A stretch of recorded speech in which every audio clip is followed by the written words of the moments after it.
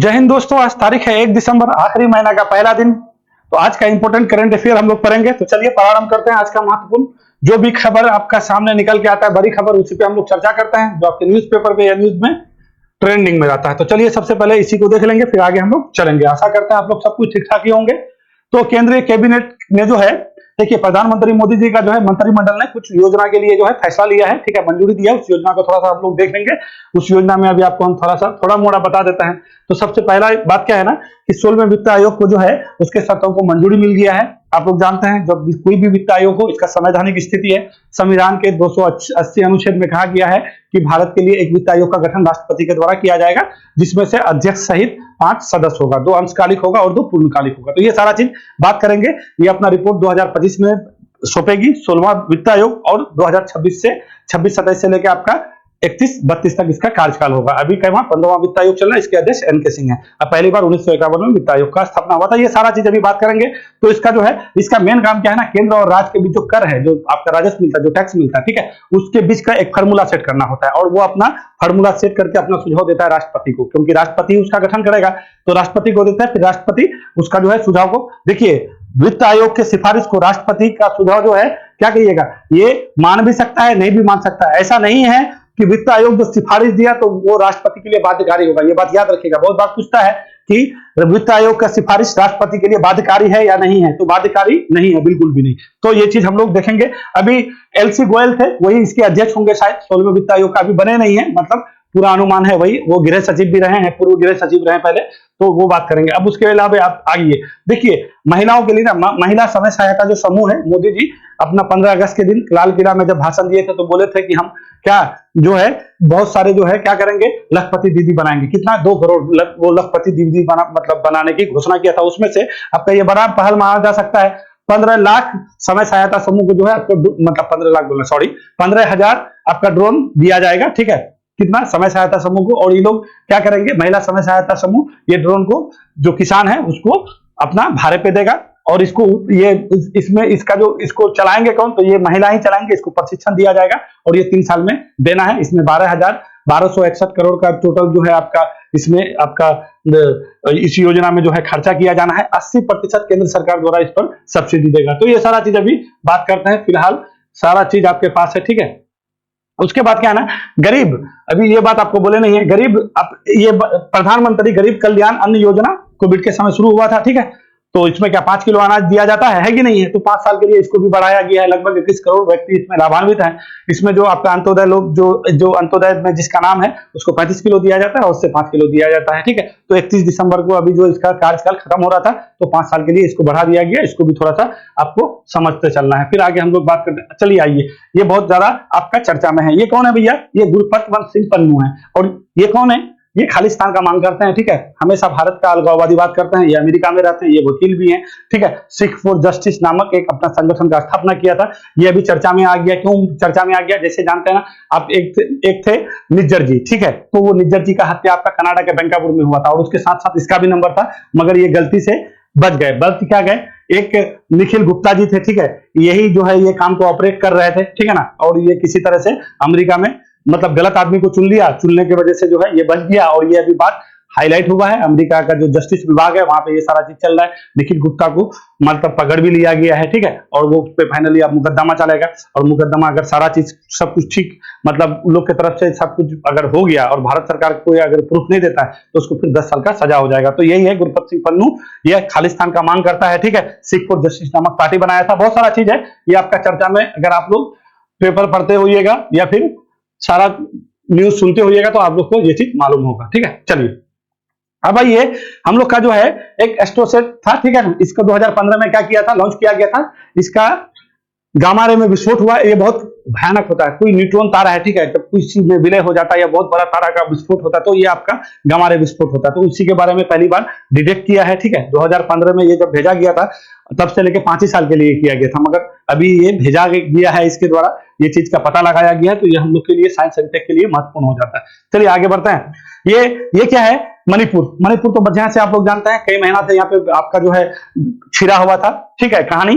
तो इसमें क्या है, वहां का एक आपका जो है एक आतंकवादी उग्रवादी संगठन के मैती समुदाय के प्रमुख मतलब उग्रवादी संगठनों में से एक था यूएनएलएफ, जिसको बोलते हैं यूनाइटेड नेशनल लिबरेशन फ्रंट है, ठीक है। उसने केंद्र सरकार के साथ शांति समझौता पर हस्ताक्षर कर दिया है। ये क्यों किया है भैया? देखिए ये लोग 6 दशक से जो है अपना मांग को कर रहा था। क्या इस लोग का मांग है? मणिपुर को अलग करो भैया भारत से, ठीक है। भारत का हिस्सा मणिपुर नहीं रहेगा, यानी अलगाववादी समझौता, ठीक है। तो अभी मणिपुर में हिंसा चल रहा था, जानते हैं कुकी और मैती के बीच। जो पहाड़ी एरिया में रहते हैं वो लोग कौन हो जाएंगे? तो क्या कहिएगा? मैती समुदाय। और जो घाटी एरिया में रहते हैं वो जो पहाड़ी में रहते हैं वो हो जाएंगे आपका कौन सा? तो कुकी हो जाएंगे। और जो घाटी में रहते हैं वो हो जाएंगे मैती समुदाय। तो ये मैती समुदाय के प्रमुख क्या थे? ये उग्रवादी संगठन था। और इन लोग को वहां पे अभी फिलहाल कुछ दिन पहले हम बताए भी थे कि कुछ मैती समुदाय कुछ संगठन था, ठीक है, 9 संगठन था, उसको 5 साल के लिए यूएपीए के तहत उसको बैंड कर दिया गया। इसको भी बैंड किया गया था, तो धरपकड़ हो रहा था। अभी लोग का दिमाग ठंडा हो गया कि क्या करें, क्योंकि ये बॉर्डर साझा करता है म्यांमार की तरफ। अगर इधर कुछ होता था तो म्यांमार की तरफ भाग रहा था, ठीक है। तो सारा चीज अभी वहां पे पूरा शिकंजे से काम हो रहा था। तो इसी को लेकर ये लोग हड़बड़ा गए और आके जो है केंद्र सरकार के साथ आके क्या किया? शांति समझौता किया है। बोला कि हम लोग मुख्य धारा में वापस आ रहे हैं, हम लोग जो है अब पॉलिटिकल पार्टी अपना बनाएंगे, जो भी चीज होगा वहां पे आकर के मेन फ्रंट पे आके काम करेंगे, ऐसा काम नहीं करेंगे। तो यूएनएलएफ को हम लोग जान लेंगे। चलिए यही से बात करते हैं, फिर हम लोग प्रारंभ करेंगे हर एक चीज, ठीक है। तो चलिए सुनिए, अभी क्या है ना, हाल ही में चर्चा में रहा उग्रवादी संगठन यूएनएलएफ यानी यूनाइटेड नेशनल लिबरेशन फ्रंट, जो केंद्र सरकार के साथ शांति समझौता पर हस्ताक्षर किया है। ये किस राज्य से संबंधित है? तो यूएनएलएफ जान गए कि ये यूएनएलएफ की बात कर रहे हैं, यानी क्या हो गया? ये यूनाइटेड नेशनल लिबरेशन फ्रंट किस राज्य से संबंधित है? मणिपुर से। ये लोग कौन थे? तो क्या कहिएगा? तो मैतेई समुदाय थे। क्या कहिएगा? जो मैतेई हैं, ठीक है, जो मैतेई हैं, मैती के कुछ उग्रवादी संगठन थे। कौन कह दिए? क्या कहिएगा? उग्रवादी संगठन थे। उग्रवादी संगठनों में से ये प्रमुख संगठन था, ठीक है। ये आपका एक प्रमुख संगठन था। ये मैती लोग कौन है भैया? जो मणिपुर के घाटी एरिया में रहते हैं, वो संगठन थे। इसका स्थापना कब हुआ है? तो क्या कहिएगा? 1962 में हुआ था। और इसको यूएपीए के तहत क्या बैंड किया हुआ था, ठीक है। यूएपीए क्या है? अनलॉफुल एक्टिविटी प्रिवेंशन एक्ट होता है। ये 1967 में आया था। इसी के द्वारा इसको 5 साल के लिए इसका बैंड आगे बढ़ाया गया था। इसमें टोटल 9 मैतेई उग्रवादी संगठन था, जिसमें से प्रमुख ये था, ठीक है। और इसका जो है वर्चस्व हमेशा बहुत सॉलिड रहा, अपना जो है एक सेना के तरह बनाया। और कहा जाता है कि इसको चाइना है या म्यांमार है, उधर से इसको सपोर्ट था। और ये लोग बहुत जबरदस्त जो है अपना यहाँ पे उद्धार कर रहे थे। देखे ना इस बार कितना बड़ा घटना हुआ, महिलाओं के साथ क्रूरता अत्याचार हुआ वहां पे। तो ये सारा चीज है। तो मणिपुर में कुछ उग्रवादी संगठन है, उसको जान लीजिएगा। उसमें से प्रमुख आपका यूएनएलएफ है। थोड़ा सा आपको हम मणिपुर दिखा देते हैं, फिर वहां से हम आपको वापस आते हैं। सारा चीज फिर आपको अच्छा से समझ में आएगा कि यहाँ पे आखिर में पंगा क्या है। देखिए आपको पहले हम ये समझाता है। ये क्या है? मणिपुर है। देखिए ये बॉर्डर है क्या? इधर म्यांमार है, इधर क्या कहिएगा? इधर म्यांमार है। ये म्यांमार वाला एरिया है और ये मणिपुर है, यानी इंटरनेशनल सीमा साझा करता है। तो ये जो पहाड़ी एरिया में रहता है, तो यहाँ पे कौन लोग रहेंगे? पहाड़ी एरिया में लोग कुकी लोग रहते हैं। क्या कहिएगा? कुकी लोग रहते हैं। और जो घाटी वाला एरिया है, इम्फाल वाला एरिया, यहाँ पे मैतेई समुदाय रहता है। क्या कहिएगा? ये मैतेई लोग रहते हैं। तो मैतेई लोग को क्या है ना कि एसटी का दर्जा देने की बात हुई। कब हुआ भैया? ये सब चीज अप्रैल में सारा चीज हुआ है, ठीक है। तो 27 अप्रैल का समय में, मतलब इतना टाइम में ये क्या हुआ कि ये कुकी और मैती के बीच पहला झड़प हुआ। फिर 3 मई से यहाँ पे आपका कहानी शुरू होता है। 3 मई से, तो ये भी याद, पहला ये लोग का घटना 3 मई से प्रारंभ होता है। क्यों होता है? क्योंकि मैती समुदाय को एसटी का दर्जा देने की बात हो रहा था। और अधिक ये जो मैती समुदाय है वो आपका कौन सा? हिंदू धर्म को मानने वाला है। और कुकी समुदाय ये क्या है? ये सिख धर्म को मानने वाले हैं या कोई अदर धर्म को मानते हैं। और ये लोग कहाँ पे रहते थे? क्या कहिएगा? पहाड़ी एरिया में। और ये लोग कहाँ रहते हैं? तो इधर रहते हैं, ठीक है। तो ये थोड़ा सा आपको ये चीज मालूम होना चाहिए। तो ये कुकी मैती के बीच झड़प हुआ एसटी का दर्जा के लेके। अब ये क्यों भाई? कुकी समुदाय का मानना ये था कि अगर एसटी का दर्जा मैती समुदाय को मिल जाएगा, क्योंकि मैती समुदाय मणिपुर में अधिक रहते हैं, अगर ये मिल जाता है तो ये क्या हो जाएगा? हम लोग का जो सुख सुविधा मिला हुआ है, जो हम लोग को सुख सुविधा है, वो सुविधा क्या हो जाएगा? कम हो जाएगा। जब कम हो जाएगा तो हम लोग का फिर गड़बड़ हो जाएगा। इसी के बीच में आपका हो गया झड़प। तो इसी मैती समुदाय के बहुत सारे उग्रवादी संगठन है। 9 के बारे में हम इस बार पहले भी बताते, अभी बताएंगे तो लेट हो जाएगा।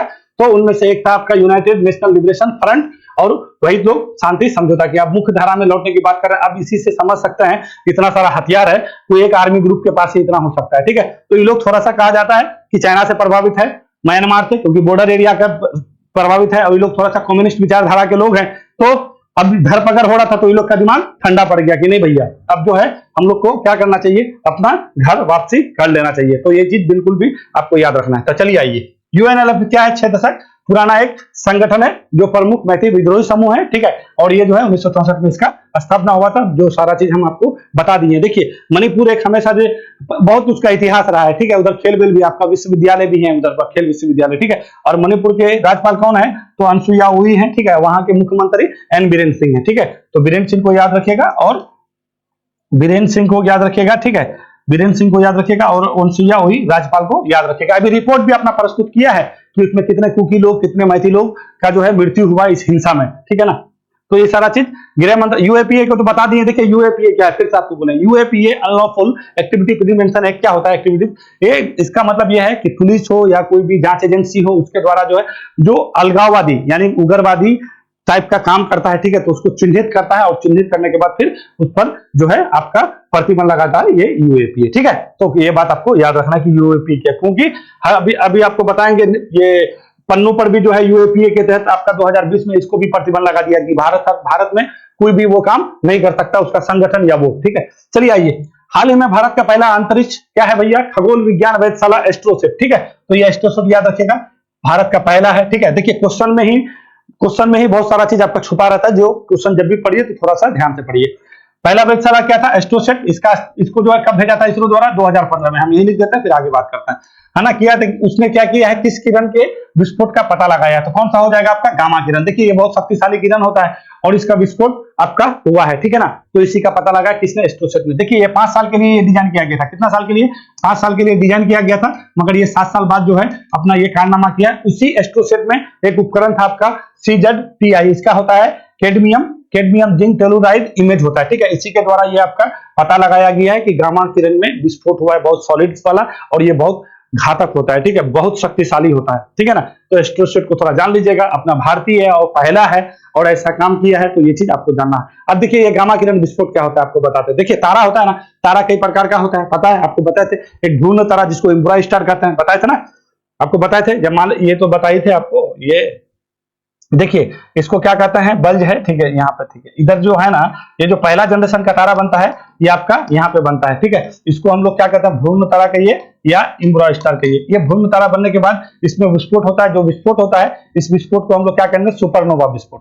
क्या कहिएगा, सुपरनोवा विस्फोट। सुपरनोवा विस्फोट के बाद जो है यहाँ पे आपका न्यूट्रॉन तारा का निर्माण होता है, ठीक है। फिर बाद में वो ब्लैक होल बन जाता है। तो यही न्यूट्रॉन तारा का इसका जो द्रव्यमान होता है ना, बहुत अधिक होता है, अपना सूर्य के द्रव्यमान से बहुत बड़ा द्रव्यमान होता है। और ये भ्रूण तारा हमेशा शक्तिशाली, हम लोग का जो तारा है, हम लोग का तारा कौन है, सूरज है। भारत हम लोग का तारा सूरज है, और उसी के चारों बगल में एक सौर मंडल है जो कितने प्लैनेट है, यानी ग्रह है, उपग्रह है ना। तो इसके बारे में हम ज्योग्राफी में बताए हैं कि तारा का निर्माण कैसे हुआ, सारा चीज बहुत बढ़िया से बताया। अब इतना नहीं बताएंगे। तो हम लोग का जो तारा है वो सेकंड जनरेशन का तारा है, ये फर्स्ट जनरेशन का तारा, और ये तारा बहुत बड़ा होता है। इसी में सुपरनोवा विस्फोट होता है, और सुपरनोवा विस्फोट होने के बाद यहाँ पे आपका लाल दानव तारा बनता है, क्योंकि धीरे धीरे यहाँ पे नाभिकीय ऋण होगा, तो यहाँ पे क्या, इसका एनर्जी धीरे धीरे खत्म होगा। जब धीरे धीरे एनर्जी खत्म हो जाता है तो यहाँ पे आपका विस्फोट होता है, जिसको हम लोग क्या कहते हैं, सुपरनोवा विस्फोट। और यहाँ पे हीलियम का करोड़ बन जाता है, और ये विस्फोट होने के बाद ये आपका न्यूट्रॉन तारा में चेंज होता है, इसका द्रव्यमान बहुत अधिक होता है। तो इसी का विलय होता है, इसी में से आपका गामा रे विस्फोट होता है। इसी के बारे में पता लगाया, ये जान लीजिए, और बहुत शक्तिशाली होता है भैया, ये बात जान लो, ठीक है ना। तो चलिए आइए, तो क्या किया है कि CZTI डिटेक्टर द्वारा 600वें गामा रे का पता लगाया है। CZTI का फुल फॉर्म क्या होता है, कैडमियम जिंक टेलुराइड इमेज, ये याद रखिएगा।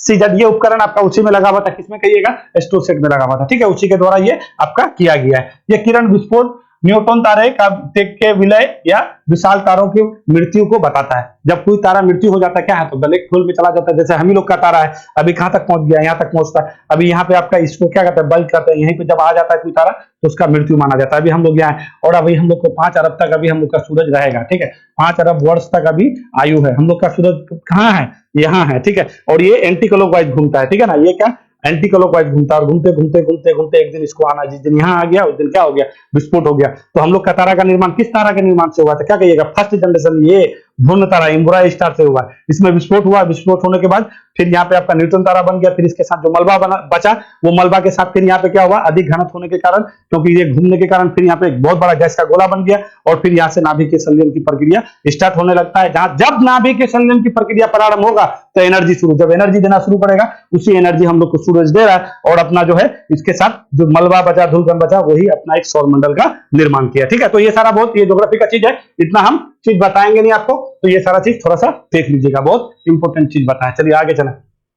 आगे क्या है, आतंकी गुरपतवंत सिंह पन्नू का संबंध किस संगठन से है? तो चलिए पहले गुरपतवंत सिंह पन्नू कौन है भैया, इसका संगठन जान ले। तो इसका संगठन का नाम है सीख फॉर जस्टिस। इसका स्थापना हुआ था आपका 2007 में। देखिए ये फाइनली पंजाब में पैदा हुए, ठीक है, ये पे आपका लुधियाना में, पंजाब में पढ़े, फिर आगे चल करके ये चले गए अमेरिका, कनाडा में भी रहे, अभी अमेरिका का नागरिक है, ठीक है। ये क्या करते हैं, इसका काम क्या है ना, ये जो खालिस्तान है, जानते हैं बहुत लोग, यहाँ जब जनरल सिंह भिंडवाला के समय से आपका खालिस्तान का मांग चल रहा है, ऑपरेशन ब्लू स्टार हुआ था, बहुत सारा कहानी है, ठीक है। तो अभी हरदीप सिंह निज्जर का कुछ दिन पहले कनाडा के वैंकूवर में उसका जो है अज्ञात लोगों के द्वारा मृत्यु कर दिया गया। अब ये अज्ञात कौन थे, आईसी को लेकर के जस्टिन ट्रूडो, वहां के कौन है, कनाडा के प्रधानमंत्री है, वो बोला कि ये जो है हरदीप सिंह निज्जर का मृत्यु किसने करवाया भैया, इंडिया वाले करवाया। इंडिया वाले बोल रहे हैं, अजय शंकर जी बोल रहे हैं कि भैया आप अपना कुछ सबूत दो, किसने करवाया, ऐसे बोल रहे हो। तो अभी इंडिया और कनाडा के बीच हम लोग का रिश्ता भी सही नहीं चल रहा है, कहानी ये था। तो उसी नंबर में ये था आपका निज्जर जी, मतलब निज्जर कहते हैं पन्नू, ठीक है, ये पन्नू उसी में था, ठीक है। तो पन्नू को मारते मारते मतलब ये बचते बचते बच गए। अब ये कैसे बचे बताते हैं इसको।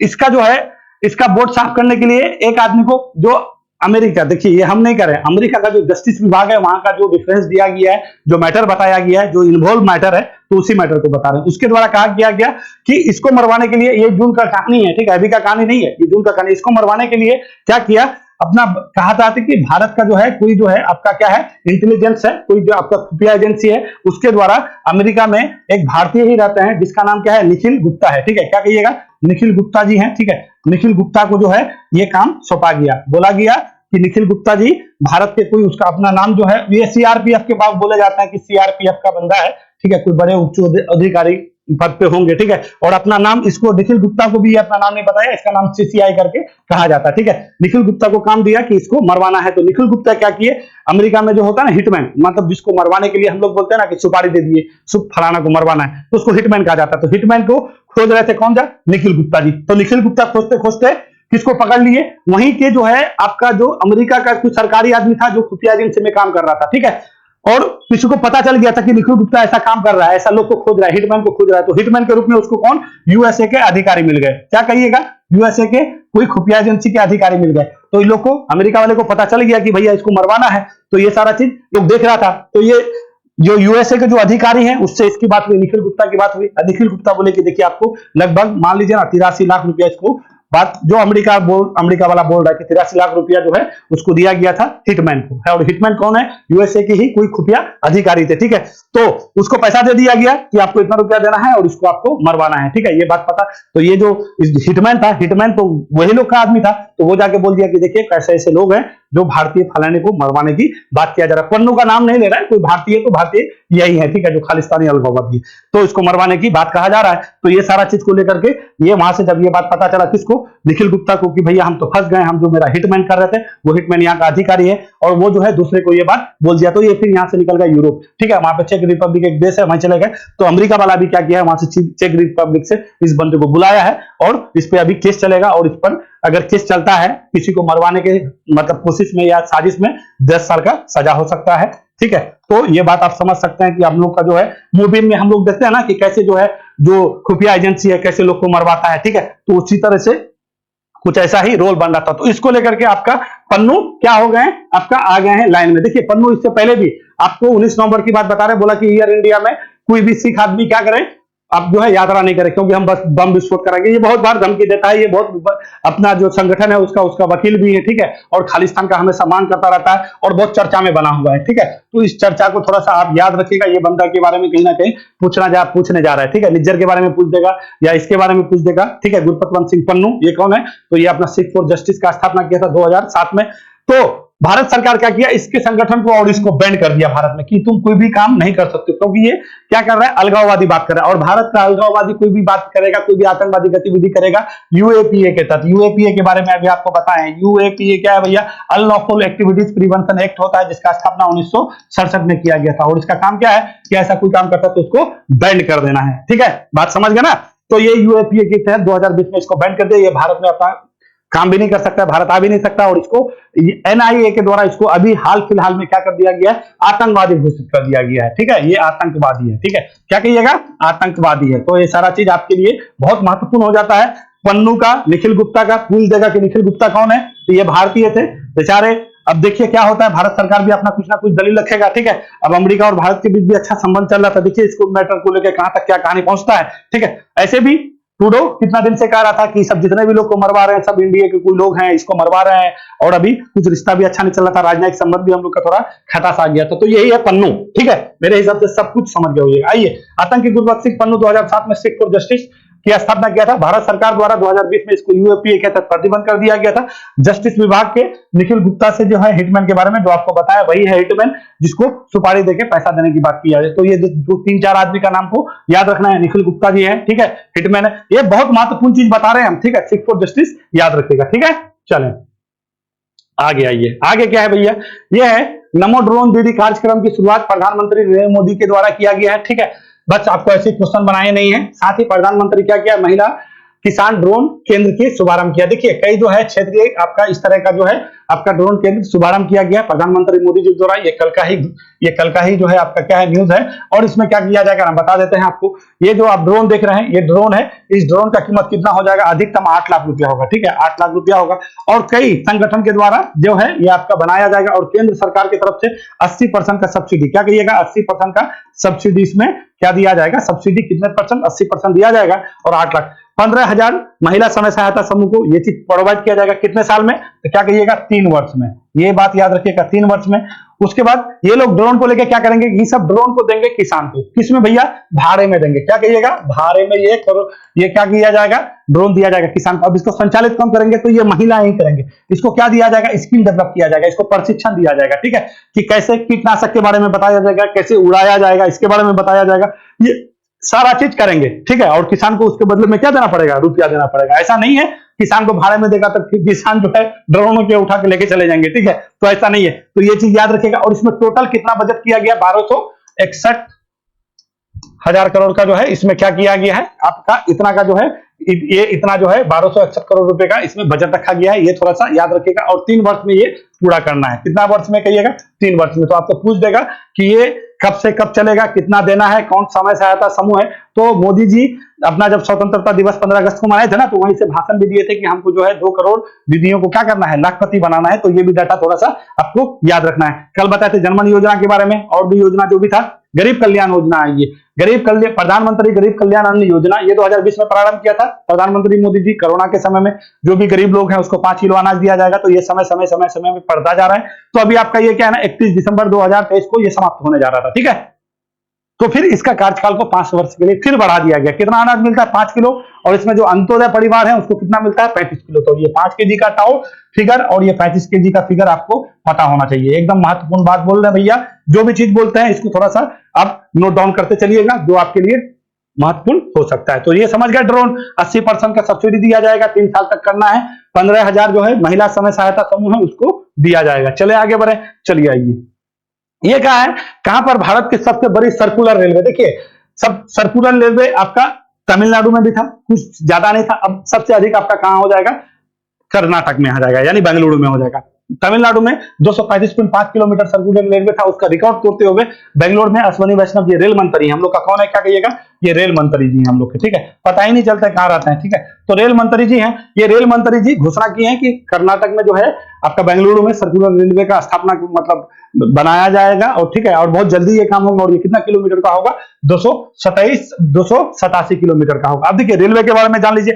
अभी रेलवे में टोटल कितना, कोलकाता मेट्रो को अगर मिला दीजिएगा तो 19 रेलवे जोन है। और ये जो आपका बेंगलोर है, इसका जो है बेंगलोर है, इसका दक्षिण पश्चिम रेलवे, दक्षिण पश्चिम बेंगलोर का रेलवे किधर पड़ता है, तो क्या कहिएगा, दक्षिण पश्चिम रेलवे में पड़ता है, ठीक है, दक्षिण पश्चिम रेलवे का ये भाग है। और इसका ये कहां है, तो क्या कहिएगा, हुबली है, हुबली ये तो है, ठीक है, हुबली में है, ठीक है। टोटल जोन कितना है भैया अपने पास, 19वां जोन है, ये बात याद रखना है। इसमें कलकत्ता रेल जो है मेट्रो रेल इसमें शामिल है। और इसमें मंडल कितना कहिएगा, 73 मंडल है पूरा भारत का। जानते हैं कि 1853 में सबसे पहले रेल चला था, तो ये आपका रेल बढ़ते बढ़ते ये हाल हो गया है, ठीक है। और उस दिन भी आप लोग को पता है कि 27-28 तक जो है भारत सरकार बहुत सारा ट्रेन चलाने जा रही है, जिससे अब वेटिंग लिस्ट की भी समस्या खत्म होने जा रहा है। तो अश्वनी वैष्णव का ये अच्छा पहल माना जा सकता है। तो क्या कहिएगा, सबसे बड़ी सर्कुलर रेलवे कहां पे स्थापित किया जाएगा, कहां पे घोषणा हुआ है, तो बेंगलुरु में कितना किलोमीटर, 287 किलोमीटर, ठीक है। और सबसे बड़ा भी प्लेटफॉर्म का जो है कीर्तिमान आपका यहीं पे कर्नाटक में बताए थे, नहीं बताए थे कि सबसे बड़ा प्लेटफॉर्म आपका कर्नाटक, मोदी जी वहां पे गए हुए थे हुबली में है। तो ये सारा चीज आप लोग को हम बता चुके हैं। चलिए आगे बढ़े। आगे क्वेश्चन है आपका मजेदार, थोड़ा सा इसको हम लोग देख लेंगे फिर बात करते हैं। देखिए इसको जानिए, थोड़ा सा इसको जान लीजिए। अभी क्या है ना, इसको एगो हम फ्रेश पेज ले लेते हैं। देखिए अभी वित्त आयोग के बारे में थोड़ा सा हम लोग चलते हैं, बात करते हैं। देखिए वित्त आयोग, ये वित्त आयोग क्या है? वित्त आयोग, देखिए वित्त आयोग का स्थापना प्रत्येक 5 साल में, क्या कहिएगा, प्रत्येक 5 वर्ष में इसका जो है गठन किया जाता है। प्रत्येक 5 वर्ष में इसका गठन किया जाता है। कहां गए भाई?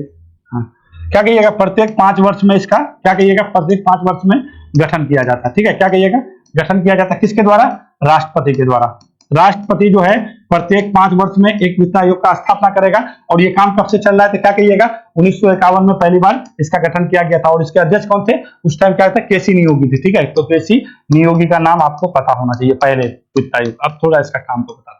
तो ये समझ गया, वित्त आयोग अभी से नहीं हो रहा है, 1951 से ही हो रहा है। 5 वर्ष के लिए कार्यकाल होता है। इसका जो है गठन किसने करता है? राष्ट्रपति करता है। कितना अनुच्छेद में? तो क्या कहिएगा, 280 अनुच्छेद में इसका गठन किया जाता है। ठीक है, कितने सदस्य होते हैं? तो इसमें 4 सदस्य होते हैं। क्या कहिएगा, 4 सदस्य होते हैं। और एक क्या होते हैं? इसके अध्यक्ष होते हैं। तो टोटल मिला के कितने हो गए?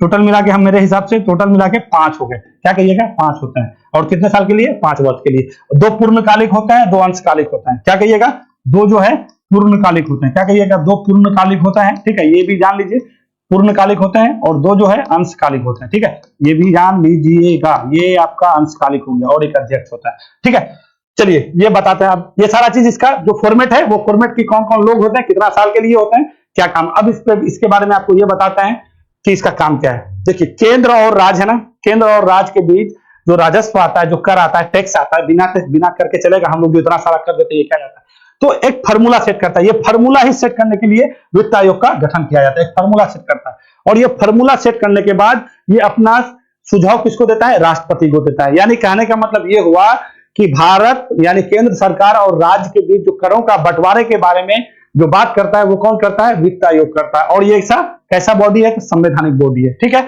अभी जो वित्त आयोग है, ये जो अपना सिफारिश किया है, करों का बंटवारा जो किया है, तो कितना परसेंट किया है? 42%। ठीक है, 42%। इसका कार्यकाल क्या बोले आपको? 5 वर्ष के लिए होता है। तो इसका काम मोटा मोटी आप समझ गए कि काम क्या है। जो भी हम लोग, सरकार जो पैसा कमाती है, किससे? टैक्स से। ठीक है, जो टैक्स से पैसा कमाती है, तो उस टैक्स को राज्य सरकार और केंद्र सरकार के बीच बंटवारा होगा, उसके बारे में कहता है। ठीक है ना, इसका स्ट्रक्चर आपको हम पूरी लगभग बता दिए। चलिए अब आता है 15वें वित्त आयोग। 15वें वित्त आयोग अभी आपका चल रहा है। इसका गठन 15वें वित्त आयोग का स्थापना कब हुआ था भैया? तो क्या कहिएगा, 2017 में हुआ था। देखिए इसका गठन पहले कर दिया जाता है। और ये 15वें वित्त आयोग अपना जो है रिपोर्ट कब पेश किया था? तो क्या कहिएगा, 2020 में अपना रिपोर्ट पेश किया था। इसका कार्यकाल कितना है भैया? तो 20 से 25 तक जो है इसका 15वें वित्त आयोग का कार्यकाल है। अब 16वें वित्त आयोग का जो है, ये क्या कर दिया गया, इसका शर्त को मान लिया गया। जो केंद्रीय मंत्रिमंडल है, अभी बोले ना कि बहुत सारी चीजों को मंजूरी दिया, तो वित्त आयोग का भी मंजूरी दे चुका है कि भैया आप जो है अपना क्या कीजिए, आपको जो है मंजूरी दे दिया गया है, आपका गठन किया जाएगा, फिर आपको जो है अपना रिपोर्ट पेश करना पड़ेगा। तो 16वें वित्त आयोग अपना रिपोर्ट कब पेश करेगी? 2025 में अपना जो है क्या करेगा, अपना रिपोर्ट पेश करेगा। और ये लागू कब से होगा? ये आपका 16वां वित्त आयोग चलेगा कब से? तो क्या कहिएगा, 2026-27 से। 2026-27 से कब तक चलेगा? क्या कहिएगा, 26-27 से 2031-32 तक चलेगा आपका। ठीक है, तो ये थोड़ा सा याद रखिएगा, ये 16वां वित्त आयोग का जो है आपका क्या है। और ये 1 अप्रैल से चलता है, तो ये थोड़ा सा आपको याद रख लेना है। तो ये आपके लिए बिल्कुल भी महत्वपूर्ण हो जाता है 16वें वित्त आयोग के बारे में। 15वें वित्त आयोग का आपका चल रहा है, 2017 में गठन हुआ था, 20 में अपना सिफारिश दिया था। और इसके सिफारिश को राष्ट्रपति मान भी सकता है और नहीं भी मान सकता है। यानी वित्त आयोग का सिफारिश राष्ट्रपति के लिए बाध्यकारी नहीं है। याद है, बाध्यकारी नहीं है। वित्त आयोग के सदस्य कितने होंगे? 4 सदस्य, 2 अंशकालिक, 2 पूर्णकालिक, एक अध्यक्ष होंगे। जो अभी अध्यक्ष है वो कौन है? एनके सिंह है। वो कौन थे? ये योजना आयोग के सदस्य हैं। क्या कहिएगा, ये जो है एनके सिंह कौन है भैया? एनके सिंह क्या है? योजना आयोग के सदस्य थे और यही अभी क्या है? अध्यक्ष है। ये बात समझ गए एनके सिंह के बारे में। अब देखिए, अभी जो आपका आपका वित्त आयोग है, इसके जो अध्यक्ष की बात हो रहा है, ठीक है, तो ये आपके ना क्या नाम थे उसका?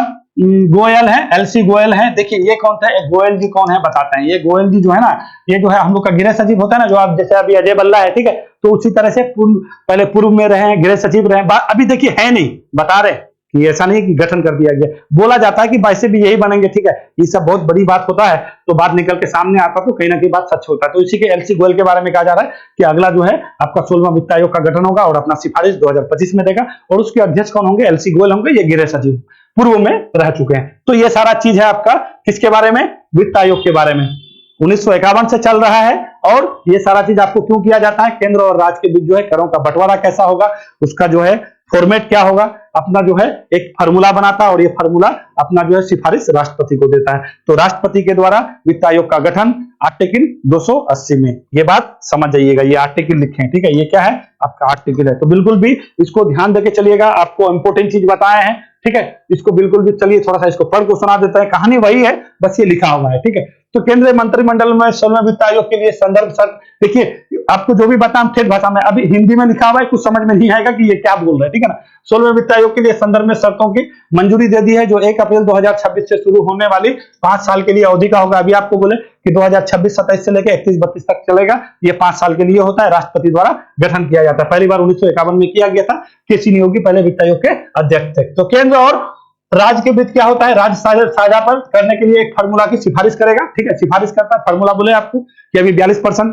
15वें वित्त आयोग का फार्मूला है, ठीक है। हर 5 साल के लिए सरकार संघ और राज्य के बीच जो है करों का क्या करता है? बंटवारा का फार्मूला सुझाता है, ठीक है। सार्वजनिक वित्त पर सिफारिश करने के लिए वित्त आयोग का गठन करता है, ठीक है। वर्तमान में 15वें वित्त आयोग के आधारित फार्मूला के अनुसार भारत के संघीय करों पर 42% राज्य के साथ साझा करता है, ठीक है। तो 42% आपको बताई, 15वें वित्त आयोग का जो है आपका सिफारिश कितना? 42% था, ठीक है। उसके बाद क्या है? आयोग अक्टूबर 2025 तक अपनी रिपोर्ट प्रस्तुत करेगी। इसके सिफारिश से वित्त वर्ष 2026-27 से लागू की जाएगी। संघ सरकार द्वारा राज्य को दी जाने वाली अनुदान की सिफारिश करेगा, और राज्य के समेकित निधि को बढ़ाने की क्या करेंगे? तरीके सुझाएंगे कि समेकित निधि। और आपको अब एक चीज और बताते हैं, 2000 आपका जो 15वें वित्त आयोग है, याद आ गया तो आपको बता ही देते हैं, बड़ा अच्छा बात याद आया। देखिए आपका जो अभी बोले ना कि 15वें वित्त आयोग आपका चल रहा है, ये 15वें वित्त आयोग जो है ना, इसमें जो है अभी हम लोग बोलते हैं ना राजकोषीय घाटा, अभी हम लोग का राजकोषीय घाटा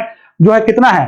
कितना है ये? इतना राजकोषीय घाटा अभी हम लोग का कितना है भैया ना? ऐसा ही है। तो इसी ने जो है ना सुझाया था कि राजकोषीय घाटा जो है आपका कितना 4.5 से अधिक नहीं होना चाहिए, ठीक है। राजकोषीय घाटा अगर पूछ दे कि किस वित्त आयोग ने, कौन सा वित्त आयोग ने यह सुझाव दिया था कि राजकोषीय घाटा को कम करके कितना तक लाना है? 4.5 तक लाना है। अभी मेरे हिसाब से आपका 5.9 है या 7.9 है, इतना ही राजकोषीय घाटा है, ठीक है। देख लीजिएगा, मगर ये बात बहुत बार पूछता है कि भाई राजकोषीय हर बार बजट में देता है, तो यही सुझाव दिया था 15वें वित्त आयोग ने, राजकोषीय घाटा का कितना सुझाव दिया? 4.5। तो समेकित निधि इन सब चीजों के बारे में फार्मूला तय करती है वित्त आयोग ही करती है, और वित्त आयोग हम लोग का एक बहुत बड़ा बॉडी है, इसको जानिएगा। इसका सदस्य के बारे में पूछ देता है, इसका कार्यकाल पूछता है, अनुच्छेद पूछ देता है, आदमी ये भी पूछता है कि ये जो है बाध्यकारी है कि नहीं है। चलिए आइए, वर्ष अभी आज कौन सा तारीख है भैया? आज 1 दिसंबर है। 1 दिसंबर को क्या मनाते हैं? विश्व एड्स दिवस मनाते हैं। एड्स दिवस क्या है भैया? ये एड्स दिवस देखिए, ये जानते हैं ये विषाणु जनित रोग है, ठीक है। और ये जो है लोग में जागरूकता बढ़ाने के लिए ये जो है दिवस मनाया जाता है। कब से मनाया जाता है? 1988 से मनाया जाता है। तो आज 1 दिसंबर है, और आज ही के दिन जो है हम लोग एड्स दिवस मनाते हैं, लोग का जागरूकता फैलाने के लिए। इस वर्ष का थीम है, 2023 का थीम है क्या? Let's community lead. तो ये थोड़ा सा आपको क्या थीम को याद रखेगा। एड्स दिवस तो सबको पता है, ठीक है, मगर थीम याद नहीं होता है, तो थीम को थोड़ा सा देख लीजिएगा। लेट्स कम्युनिटी लीड आज इस वर्ष का थीम है। कब का? 2023 का। कब से मनाते हैं? 1988 से। ये विषाणु जनित रोग है, आप लोग मोटा मोटी इसके बारे में जान ही होइएगा। इसके बारे में हम क्या बताएं, ठीक है। एमएमईओ, ये क्या होता है?